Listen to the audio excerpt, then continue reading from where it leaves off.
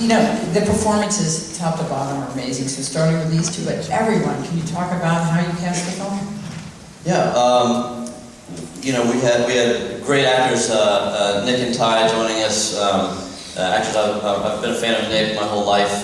Grown up watching his films and just admired every genre that he's approached and every challenge that he's taken so boldly. And then Ty, who I first saw on Tree of Life, and then I was in the editing room on Mud and was seeing him kind of come into adolescence and that. And it's like, oh, let's take some steps into manhood with this movie. And then so much regional talent, local talent, people that you know, John and Carmen, our casting directors, really helped pave the way for a very authentic and unique approach to casting, finding you know, local actors that I love and admire, Adrian Mishler and Heather Cochran, Jenny Martin, absolutely, and so many, and then also looking in places where actors didn't know they didn't even know they were actors, and they were just wonderful people like Brian Mays of Sam's Barbecue. He played Junior in the movie, the kind of foreman of the work crew, and you know, going in for barbecue and you just see the charisma just oozing out of the sauce, you know. And then day labor centers and some kind of non-traditional places. It's worth noting that Gary Poulter, the actor that played Ty's father in the movie, was, you know, John and Carmen met him at a bus stop downtown. And really just brought an incredible, villainous, horrific character to life that was a very difficult part of the casting process, trying to find that piece that spoke to us with a sympathy, not just with a lot of the villainous tendencies, but and, you know, he did a pretty remarkable work for us. That was the first time he'd acted in a film. For both of you, the decision to be involved with this film, easy, hard, you want to talk about it? Right away, I knew I wanted to make the movie. I took about a year off and was trying to find that 100-point script, trying to find a script where I didn't feel like I had to act, where I could just be. And I read Joe, and that was it. I knew right away this was what I'd been waiting for. And then when David wrote me a nice letter, and I've been a fan of his movies, so it was a perfect choice for me. And then I came out here, shot, as you know, in Austin.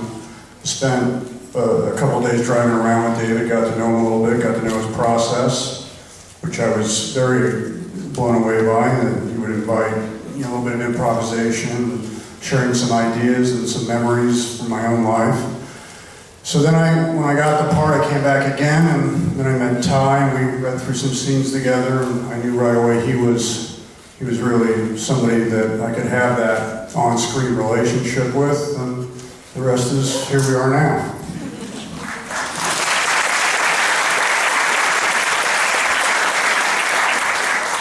Yeah, I remember reading the script and I just thought, man, I want to be in that movie so bad. But you know, I did my first film when I was 11 years old, and then I did a film when I was 14. And then I didn't do anything else until this, and you know, I was just looking for that one that you can't say no to.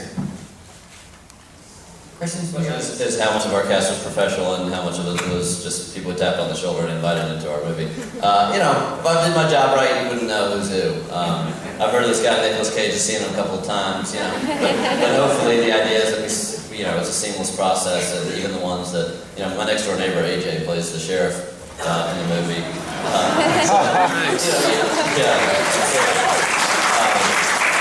And it's just cool. Part of my process is just like living life and seeing who says what and who has that look in their eye. And you know, I lean across the fence and talk to them and get a little advice from time to time from AJ. So I thought, who better to sit across the dining room table from Nick and have him talk shit? So.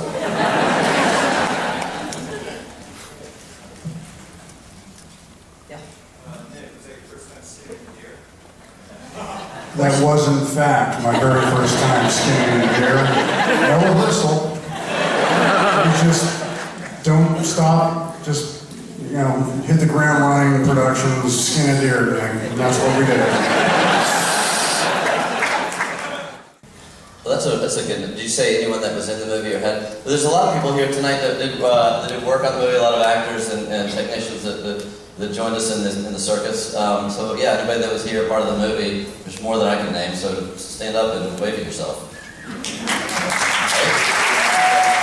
As what was it like working with the dogs, was the question. And I actually have a pretty good relationship with dogs. I've never had a bad experience with the dogs, so I was very excited to work with them. He has an interesting story to tell about the fight sequence. Yeah, well, it's difficult, obviously. You approach a dog fight sequence as ethically and humanely as possible, and so we just got two very playful dogs, and then added horrific sound effects.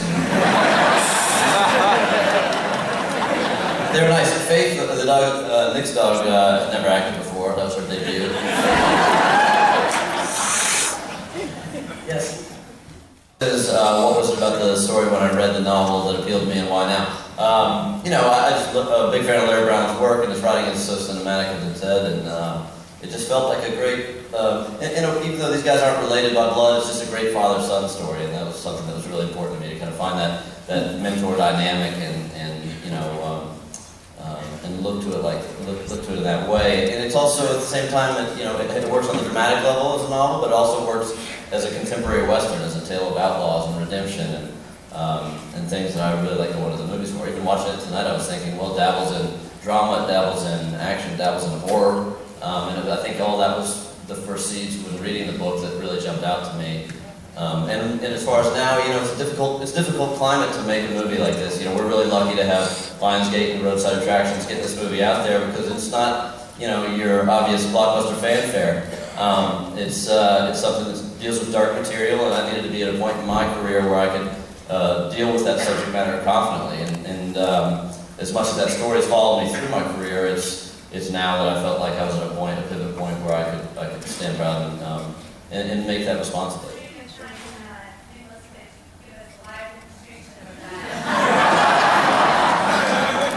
A live demonstration of the anatomy of a cool face. Nice. It happened, I guess, wow, so 50, so I was probably about 40 years ago, I saw a Marlboro Man commercial on TV, and the guy that was the star of the Marlboro Man commercial kept looking like that, he had that squint and that smile. What is that? Is that the anatomy of a cool face? Well, how do you do that? And I was like, well, you just, make a face of pain and then smile.